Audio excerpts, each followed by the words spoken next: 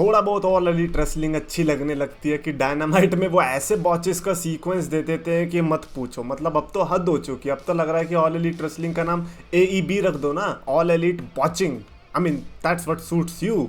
और मेरे को ये समझ में नहीं आता, क्या ऑल एलीट रेसलिंग में ही बॉच होते हैं या फिर WWE में भी होते हैं, उसमें दिखते नहीं है? कम ऑन यार, होते तो उधर भी होंगे, तो उधर दिखते क्यों नहीं? ऑल एलीट रेसलिंग में से दिखते क्यों हैं और इतने ऑकवर्ड क्यों लगते हैं? ऐसा लगता है कि यार ये इनसे हटाया क्यों नहीं गया? ये तो बहुत इजीली हट सकता था। तो गैस जमा चैंपियंस ऑफ द वर्ल्ड में 3DX Chetan money in the bank 2023 के सुपरस्टार्स के ऊपर बात करेंगे, लेकिन उसके पहले लेट्स टॉक अबाउट कि पिछले 5 साल के मनी इन द बैंक का डेटा कैसा रहा है।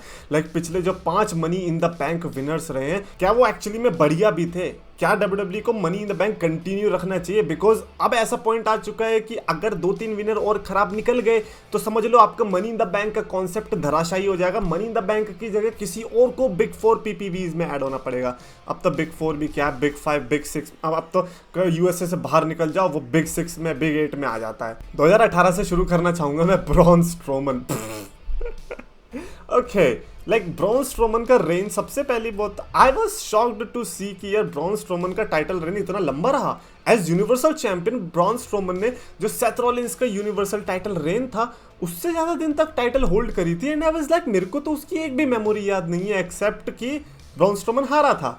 मतलब ब्रॉन स्ट्रोमन जब टाइटल हारा था मेरे को बस वो मेमोरी याद है, उसके अलावा कुछ भी नहीं। And that Braun Strowman was bad, he was so bad. I am shocked कि उनको उस टाइम पे टाइटल मिली, जिस टाइम पे करियर डिमोट होना चाहिए, जिस टाइम पे फायर होना चाहिए बंदा, उस टाइम पे उनको वो मिला। लेकिन जब ब्रॉन स्ट्रोमन का अच्छा कैरेक्टर था तब उनके पास कोई बेल्ट नहीं थी। That is WWE for you. मेरे को लगता है कि अब भी ब्रॉन स्ट्रोमन इस पोजीशन में, हालांकि अभी तो खैर इंजर्ड है, लेकिन अब भी इस पोजीशन में है कि ब्रॉन स्ट्रोमन अब भी वर्ल्ड चैंपियनशिप जीत सकता है। बट हाँ, मनी इन द बैंक जीतकर उनका यहाँ पे रोमन रेंस के सामने जो कैश इन फेल हुआ था, पोए पोए, दैट वाज अनएक्सेप्टेबल। तो देख रहे हो, पहले ही मनी इन द बैंक के विनर की बात करिए पिछले 5 साल में, उसका आया फेल।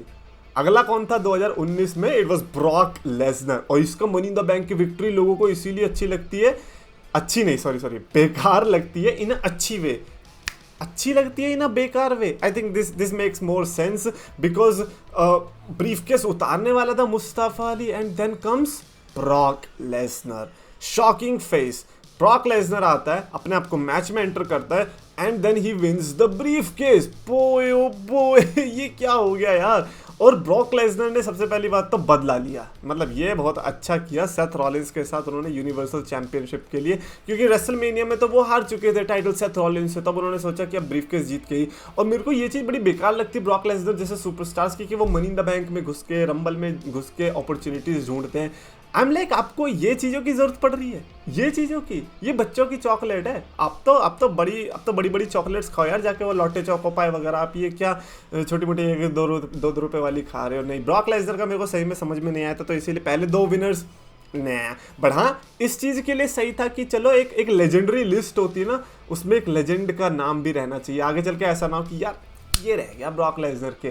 अब अभी तो हम ऐसे देख रहे हैं कि यार अभी अभी हुआ है वो, लेकिन आगे चल के हम उस तरीके से देखेंगे कि क्या ब्रॉक लेसनर ने कभी नहीं जीता? नहीं, तो उस टाइम पे ऐसा रहेगा कि चलो हाँ, ब्रॉक लेसनर ने ये जीत रखा, बस IC टाइटल नहीं जीत रखी। तो उस चीज़ के लिए सही है। उसके अलावा भाई पैंडेमिक में तो हद बचा दी, इतना बढ़िया money in the bank match दिया, लेकिन ओटिस को money in the bank briefcase जिता दिया जहाँ पर AJ स्टाइल्स जीत सकता था। इवन मेरे को लगता है कॉर्बिन भी बहुत अच्छा ऑप्शन हो सकता था, बट नहीं, हमें तो हगना है, हम यही हगेंगे, बिल्कुल ताज़ा हगेंगे और मोटा हगेंगे। तो दे दिया उन्होंने ओटिस।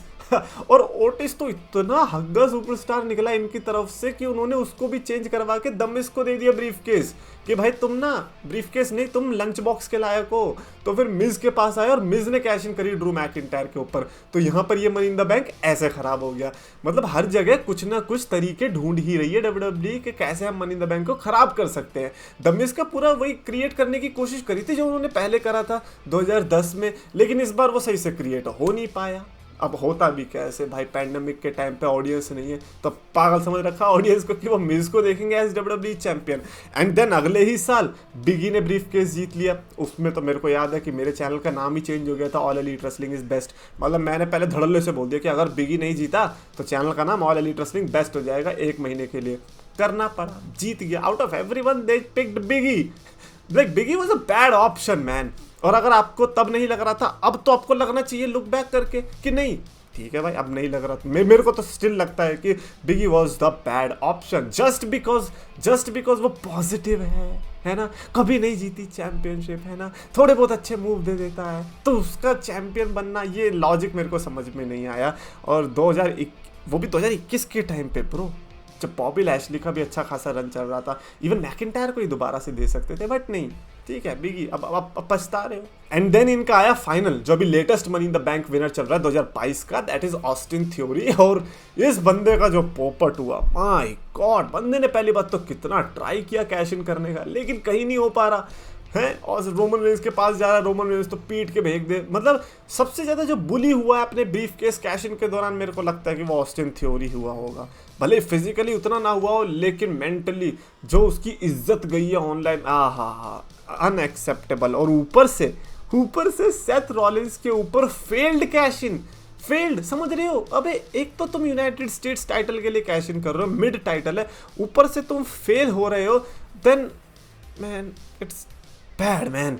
और फिर आप जॉन सीना को हरा देते out of nowhere and you win the United States championship. Money in the bank की वैल्यू क्या है, मेरे को कोई समझाएगा? That is why I am saying कि मनी इन द बैंक के बस 2-3 विनर और अगर गंदे निकल गए, या इन्होंने मनी इन द बैंक के कॉन्सेप्ट में कुछ कर दिया कि भैया मिड कार्ड के लिए लड़ रहा है या फेल हो रहा है कैश इन, तो मनी इन द बैंक को आगे से कोई भाव नहीं देने वाला। एक टाइम था जब आइकॉनिक कैश इन देखने मिलते थे, लाइक जॉन सीना का मैं कहूँगा कि अच्छा था, सेथ रॉलिंस का अच्छा था, डॉल्फ जिगलर का अच्छा था, डीन एम्ब्रोस का कितना आइकॉनिक माना जाता है, और अपना शेमस का कितना आइकॉनिक माना जाता है, क्योंकि उन्होंने 5 मिनट 15 सेकंड में कैश इन कर दिया था। और उसके पहले तो मुझे जाने की जरूरत है ही नहीं, क्योंकि वो तो लेजेंडरी, भैया सीएम पंक के दोनों कैश इन ले लो, एज का कैश इन ले लो, it was just crazy man. तो आई मीन कम ऑन, भले एले नाइट जीते, डैमियन प्रीस्ट जीते, या फिर मैं कहूँगा कि लोगन पॉल भी अगर जीत रहा है, तीनों ऑप्शंस बहुत बढ़िया है। इट्स जस्ट दैट कि इनको फूक फूक के कदम रखने, और ये बहुत बढ़िया कैश इन बन सकता है,